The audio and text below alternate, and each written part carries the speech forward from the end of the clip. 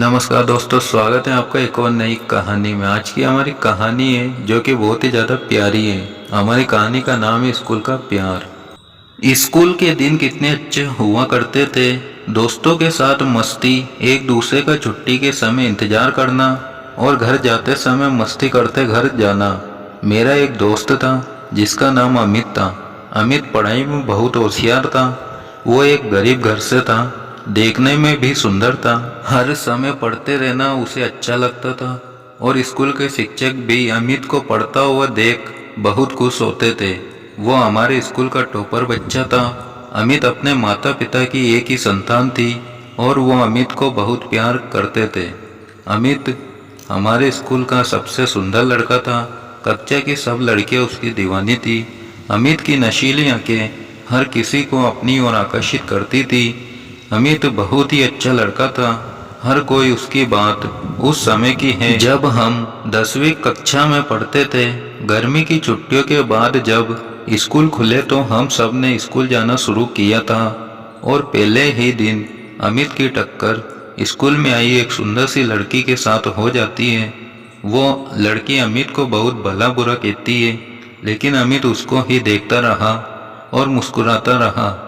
जब हम अपनी कक्षा में गए तो आगे वो लड़की हमारी कक्षा में थी। दरअसल हमारे शहर में उसके पिताजी की बदली हुई थी और इसलिए अपनी 10वीं की पढ़ाई पूरी करने के लिए उसने हमारे ही स्कूल में दाखिला लिया था। उस सुंदर लड़की का नाम सोनाली था। सोनाली भी पढ़ने में अमित की तरह ही थी। अमित ने जब सोनाली को अपनी ही कक्षा में देखा तो वो खुशी से झूमने लगा। शायद अमित को सोनाली से प्यार हो गया था। सोनाली थी ही इतनी खूबसूरत। उसके लंबे बाल, बड़ी बड़ी नीली आंखें और उसकी वो मुस्कान हर किसी को अपना दीवाना बना रही थी। सोनाली को देखकर कोई भी उसका दीवाना हो जाए, इतनी मनमोहक थी वो। ऐसा लगता था जैसे कोई अप्सरा जमीन पर उतर आई हो। सोनाली में एक ही कमी थी, वहाँ बहुत ही घमंडी और नकचड़ी लड़की थी। कक्षा में अमित का हमेशा ध्यान सोनाली पर ही रहता था और छुट्टी के समय भी गेट पर सोनाली का इंतजार करते रहता था। सोनाली को इस बात की भनक भी नहीं थी कि अमित उसको पसंद करता है। एक दिन जब अमित के दोस्तों ने मजबूर किया कि वहां जाकर सोनाली को प्रपोज करें, तो अमित भी बहुत हिम्मत जुटाकर सोनाली के सामने जाकर खड़ा हो गया और उसके सामने दोस्ती का प्रस्ताव रखा। लेकिन सोनाली बहुत ही गुस्से से बोली कि मैं तुम जैसे मिडिल क्लास लड़कों से नफरत करती हूँ, और ये कहकर वहाँ से चली गई।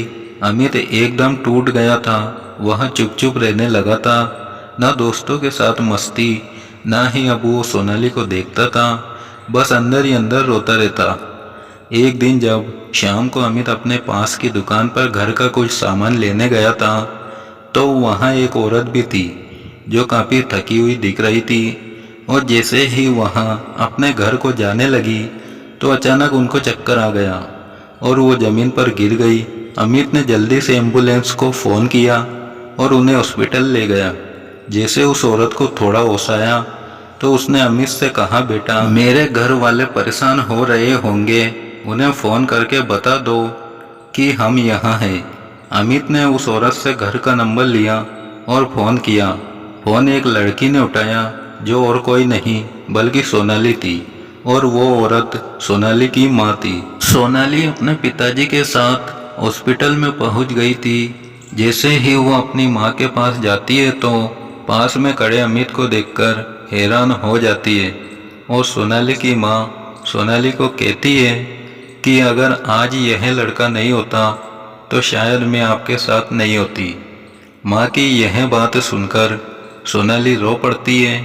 अमित सोनाली के माता पिता को प्रणाम करके घर वापस आ जाता है। दूसरे दिन जब अमित स्कूल में पहुंचता है तो सोनाली गेट पर उसका इंतजार कर रही होती है।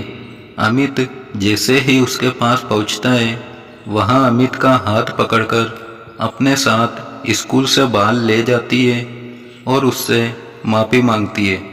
अपनी उस दिन की गलती के लिए अमित उसे माफ़ कर देता है। आज सोनाली उसे प्रपोज करती है और अमित हाँ कहकर उसे अपने गले लगा लेता है और दोनों एक दूसरे का हाथ पकड़कर स्कूल में जाते।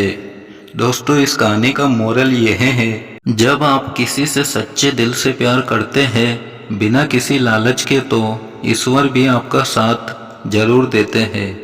दोस्तों, ये छोटी सी प्यारी सी कहानी आपको अच्छी लगी हो तो वीडियो को लाइक कर देना और हमारे चैनल को भी जरूर सब्सक्राइब करना। चलिए मिलते हैं ऐसी ही और अनोखी कहानियों के अंदर।